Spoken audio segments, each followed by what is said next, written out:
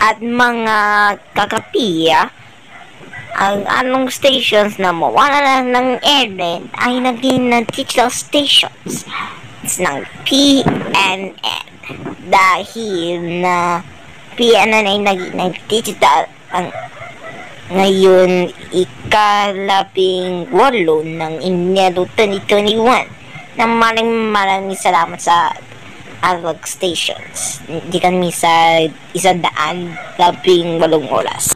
Sa kalipas ng 70 taon na PNN Plus ay naging digital station nagsimula ng ika-18 ng Enero 2021 dahil ang 70 taon ng araw. Maraming salamat.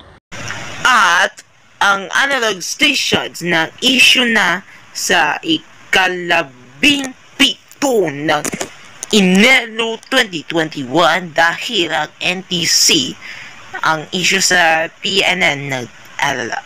Maraming salamat. Digan namin sa 118 oras.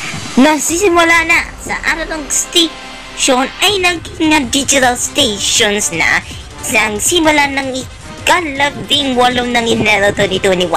At yan ang mga bawat ng balita. Sa kalipas na minsan 18 ay ina 118 oras. Ako po si Lucy Victoria.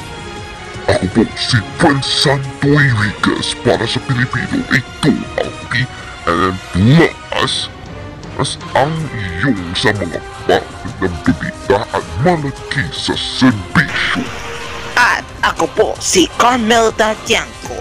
Dahil din nakutok na balita, nakatugtog kami 118 oras.